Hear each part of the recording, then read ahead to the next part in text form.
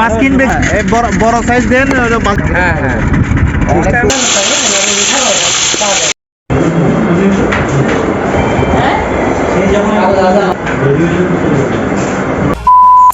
আজকে আমরা নদী থেকে একদম টাটকা ফ্রেশ ইলিশ মাছ কিনবো, তার জন্য বোটটা থামালাম। আর এই যে দেখেন একদম জ্যান্ত টাটকা ফ্রেশ ইলিশ মাছ। আর এটা কথা জানেন, এটা আমাদের খুলনা রূপসা নদীতে। আর এই সময়টায় আমাদের খুলনা রূপসা নদীতে কিন্তু প্রচুর পরিমাণ ইলিশ মাছ পাওয়া যায়। আর এবছরে কিন্তু ভালো ইলিশ মাছ পাওয়া যাচ্ছে। আর আমরা একদম দেখেন টাটকা জাল থেকে কেবলমাত্র ছাড়াচ্ছে সেই ইলিশ মাছ দেখলাম। দেখার পর আমরা বোটটা থামালাম। আর এই মামারা ভয় পাচ্ছিল আমাদের দেখে, কারণ আমরা কি বলি নাকি সেজন্য। কিন্তু আমরা পরে বললাম যে আমরা কিছু বলবো না, আমরা ইলিশ মাছ নেব আর কি। সেজন্য মামারা সাহস পেয়ে আমাদের দিকে এগিয়ে আসলো। আর এই দেখেন ইলিশ মারা জাল এগুলো, এই দেখেন মামার কাছ থেকে আমরা 4টে ইলিশ মাছ নিলাম 700 দিয়ে। আর এই ইলিশ মাছ দিয়ে আমরা সকালে নাস্তা করব।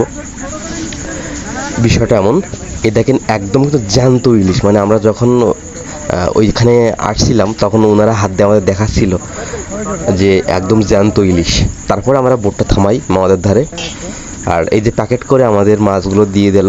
আর এই যে মামা বড় বড় যে মাছগুলো পাইছে সেই মাছগুলো আমাদের দেখাচ্ছিল। এই যে দেখেন 2টা বড় বড় মাছ, আমরা 4টে নিছি মাছ।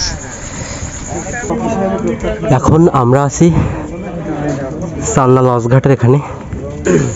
তারপরে আমরা চালনায় নেমে যে সুন্দরবন হোটেলে আছে হোটেলটায় যাই। হোটেলটায় গিয়ে বলি যে মামা আমাদের এই মাছগুলো ভাজা করে দিতে হবে, আমরা সকালে নাস্তা করব এই মাছ দিয়ে। তো মামারা যে কথা সেই কাজ, মামারা আমাদের মাছগুলো কেটে ভাজা করে দিচ্ছিল। এইদিকে এই যে মাছ ভাজার যে প্রসেসটা সেটা হচ্ছিল একদম ফ্রেশ টাটকা জ্যান্ত ইলিশ। আর সকালবেলা যদি ফ্রেশ টাটকা ইলিশ দিয়ে সকালের নাস্তা করা হয় তাহলে বিষয়টা কেমন হবে, বিষয়টা অন্যরকম। আর এইখানে যে ইলিশ ভাজতেছিল, ইলিশের যে একটা অন্যরকম ঘ্রাণ সেটা কিন্তু বের হচ্ছিল অলরেডি। আর এই যে দেখেন মামার একটু লাল লাল করে ভাজতেছিল। আমি বলছিলাম একটু কড়া করে ভাজা দেবেন, কড়া করে ভাজা দিলে বেশি সুন্দর লাগে ইলিশ মাছ বিশেষ করে। আর ভাজা কিন্তু অলরেডি কমপ্লিট।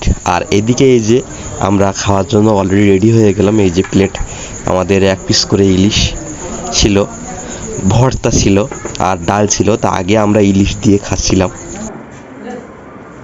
ইলিশ মাছের টেস্টটা কিন্তু অন্যরকম লাগছিল, জাস্ট অসম, মানে ওয়াও এক কথায়।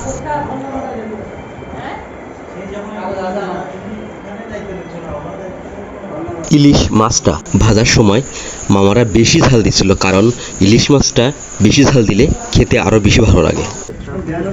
এখন আবার স্পিডবোটে উঠবো আমরা। এই যে সামনে এটা আমাদের স্পিডবোট। আমাদের উদ্দেশ্য হলো সুন্দরবন ভ্রমণ। তার জন্য আমরা সুন্দরবনের দিকে স্পিডবোটে যাচ্ছি। সকালে নাস্তাটা সেরে নিলাম আর তারপরে আমরা এই স্পিডবোটে উঠে গেলাম। আর এখান থেকে আমরা চলে যাব আমাদের বাড়ির সামনে, মানে গাংরকি হড্ডার ওখানে। এখন আমরা চালনাতে এখানে আছি। তো সুন্দরবনে যাব, সুন্দরবনে সব কিছু তুলে ধরার চেষ্টা করব আপনাদের মাঝে। ভিডিওতে দেখতে থাকবেন, সাথে থাকবেন।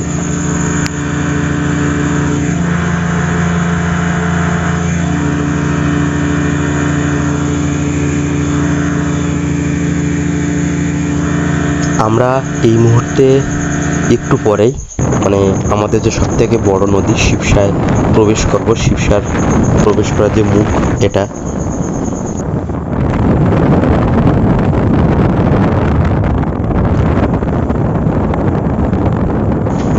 এই মুহূর্তে আমরা অবস্থান করছি হড্ডা ফরেস্ট ক্যাম্পের এখানে। তো এখানে যাই, তাদের কাছে কিছু কথা বলবো, পারমিশন নেব। তারপরে আমরা ফরেস্ট অফিসে যাই। ফরেস্ট অফিসে যাওয়ার পরে সব পারমিশন নেই যে আমরা সুন্দরবনে যাব। খুলনা থেকে এরকম আসছি। তারপরে বর্ষা হচ্ছিল বাড়ির দিকে। তারপরে বাড়ির দিকে আমরা চলে আসি, খাওয়া দাওয়া কমপ্লিট। আমরা এখন রেস্ট নিচ্ছি। রাত হয়ে গেছে, প্রায় 10টার কাছাকাছি বাজে। আর কালকে সকালে আমরা সুন্দরবনে যাব। তো সুন্দরবনে গিয়ে দেখা হচ্ছে আপনাদের সাথে, আবার কথা হচ্ছে। আর সুন্দরবনের ব্লগটা অবশ্যই দেখবেন।